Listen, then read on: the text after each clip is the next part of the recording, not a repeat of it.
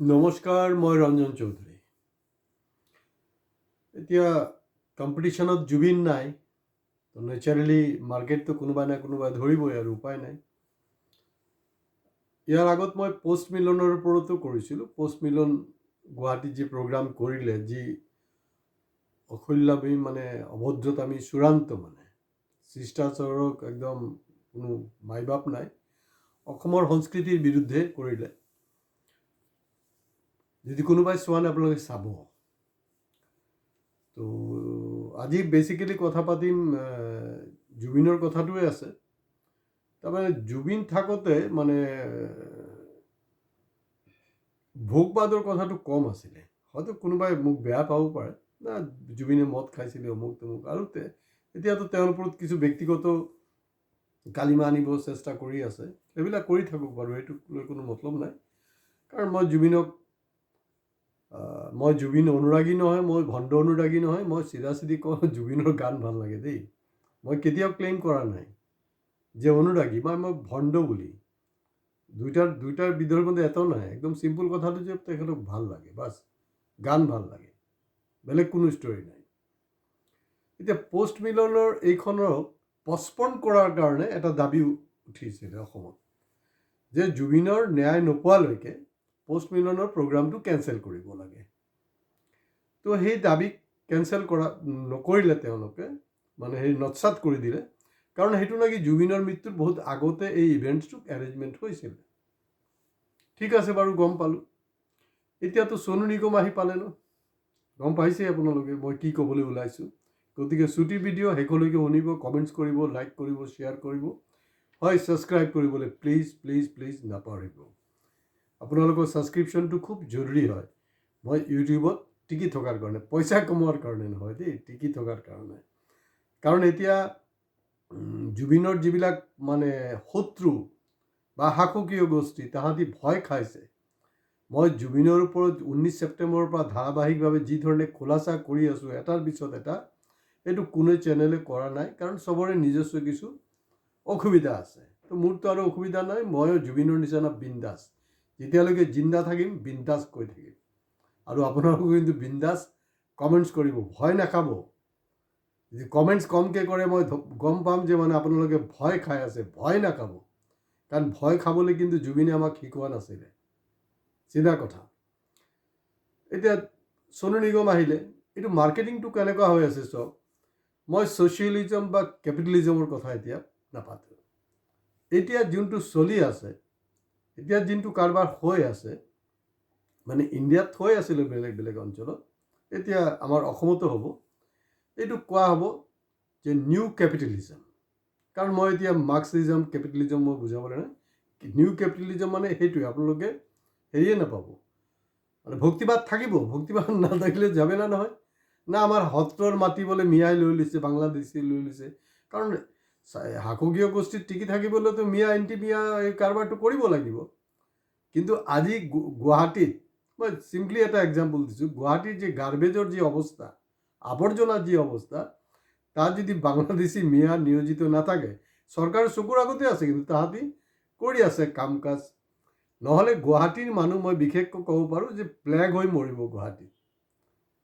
আজি মহাৰাষ্ট্ৰ মানে বোম্বেৰ প্লেগ হ'ব।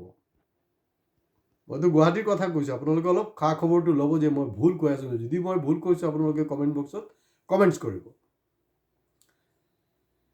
এতিয়া মাৰ্কেটিংটো কেনেকুৱা হৈছে চাওক। সোণু নিগমে কি বুলি ক'লে যে নাই, মানে হেৰি, মানে নেক্সট জন্মত নেকি তেওঁ অসমতে জন্ম ল'ব খুজিছে। মানে বদমাচিটো চাওকচোন। মানে অসমৰ মানুহটো এনেই মানে বহুত বুদ্ধিমানটো। আমিতো যোৱা 11টা বছৰে দেখি আছোঁ ইমান বুদ্ধি, মানে বুদ্ধি মানে এই খৰচটো সৰু হৈছে আৰু বুদ্ধিটো বেছি হৈছে। হয়তো গাখীৰৰ নিচিনা উতলি উতলি পৰি থাকে। তো কাৰবাৰটো এনেকুৱা যে আপোনাৰ এইটো থাকিব, তেতিয়াহ'লে মিয়া পলিটিক্সটো হৈ থাকিব।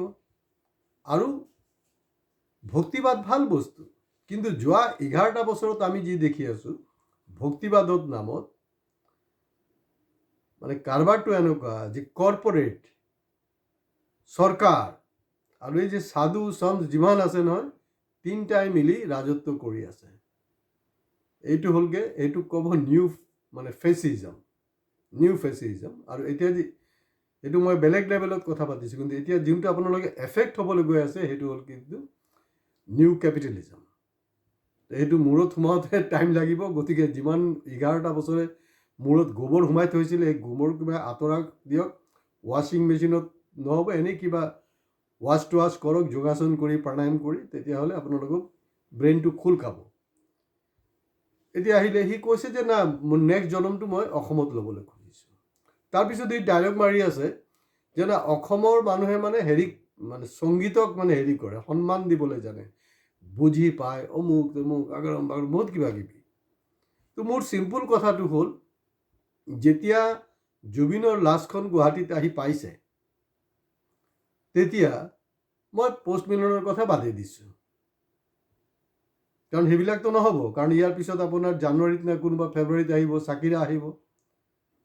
চাকিৰা আহিব, মেডনা আহিব, পাদনা আহিব, মাদনা আহিব, বহুত কিবা কিবি হৈ থাকিব, চব আহি থাকিব, এইবিলাক হৈ থাকিব। এতিয়া চাব, মাজত এটা বেয়া শব্দ কৈছোঁ, হয়তো বেয়া নাপাব, কাৰণ সেইটো জুবিনৰ মুখৰ পৰা ওলাই, মোৰো মুখৰ পৰা ওলাই যায় মানে একদম তলৰ একদম পেটৰ পৰা ওলাই আৰু দেই ক'লা, উপায় নাই, বেয়া নাপাব। কাৰণ তাতকৈ অশ্ৰাব্য কথা বতৰাত আমাৰ ৰাজনৈতিক নেতাবিলাক পাতি আছে, এইটো হ'বলৈ গৈ আছে। তো এতিয়া যদি লাষ্টটো আহিলে তেওঁ টুইট কি কৰিছিল সেইটো আমি চেক কৰিব লাগিব, কাৰণ সেইবিলাক মানুহটো কথাত টুইট কৰি দিয়ে নহয়।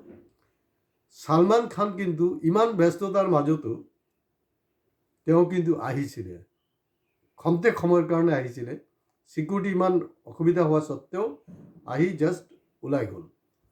কিন্তু এতিয়া যিবিলাকে খুব প্ৰশংসা কৰি আছিলে তেওঁলোকে আহিছিলেনে, বা সেইটো সময়ত তেওঁলোকে কি প্ৰশংসা কৰিছিলে?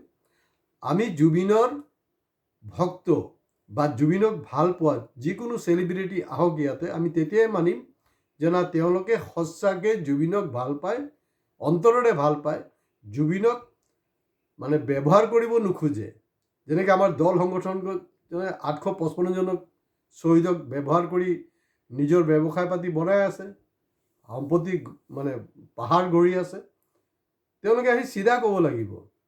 মই সেইটো ক'ব খোজা নাই যে জুবিনৰ নিচিনা সেইটো ক'বলৈ দৰকাৰ নাই, যে মোৰ কোনো ধৰ্ম নাই, অমুক নাই, এইবিলাক ক'বলৈ দৰকাৰ নাই।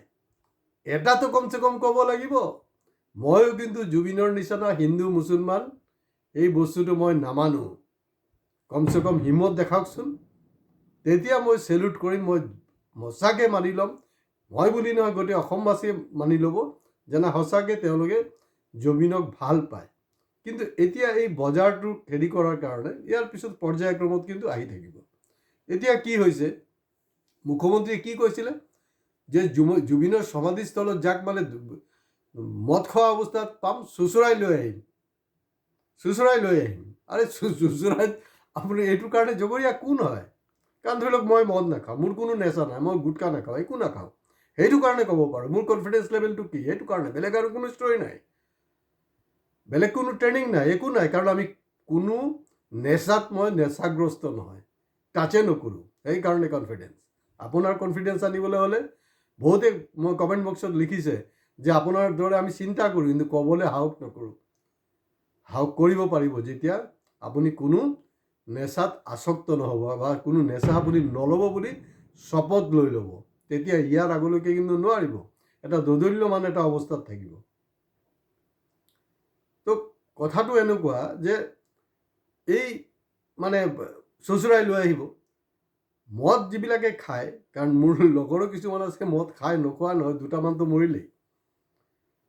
তাৰ কি মানে যেতিয়া মোৰ ধৰি লওক মোৰ জীৱনতো কষ্ট হৈছে, মোৰ জীৱনতো প্ৰব্লেম হৈছে, নোহোৱা নহয়, তেতিয়া কিন্তু এই কষ্টটোক মই কেনেকৈ মানে ডিল কৰিম সেইটোকে মই চিন্তা কৰোঁ, সেইমতে মই সেইটো সমাধানো ওলাই লওঁ।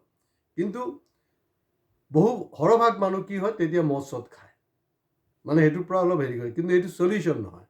হয়, কিছু অনুৰাগী হয়তো যাব পাৰে, মদ খাবও পাৰে, কিন্তু এইটোৰ কাৰণে জগৰীয়া কোন? পোষ্ট মিলনৰ যে প্ৰগ্ৰামত দাৰু মুখত সোমাই এনেকৈ যে পিক পেলালে দৰ্শকৰ অসমীয়া জাতিৰ ওপৰত, ক'ত মুখ্যমন্ত্ৰীটো একো মাত মতা নাই, মুখ্যমন্ত্ৰী এটা শব্দ কৰা নাই।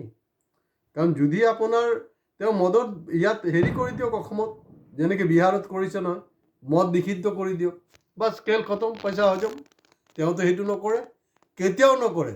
কাৰণ যিমান বেছি মদৰ দোকান হ'ব, এওঁলোকৰ প্ৰফিট হ'ব, নিজৰ মানুহ মদৰ দোকানৰ পাৰ্মিট দিব, আৰু সিমানে বেছি আমাৰ মানুহবিলাক, আমাৰ সমাজ ৰসাতলত যাব, অপসংস্কৃতি আগবাঢ়িব। গতিকে 2026তো কিন্তু তেনেকুৱা বহুত মেডনা বহুত কিবা কিবি আহিব।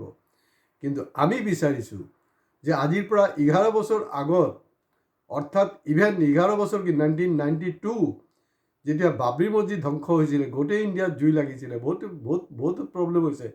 অসমত কিন্তু শংকৰ আজানৰ দেশত কিন্তু কোনো প্ৰব্লেম হোৱা নাই। যোৱা 11টা বছৰে যি হৈছে, এইটো যদি হ'বলৈ যদি দিব নালাগে, তেতিয়াহ'লে এটা মানে সেই যাতে পৰিৱেশটো আমি ঘূৰাব পাৰোঁ।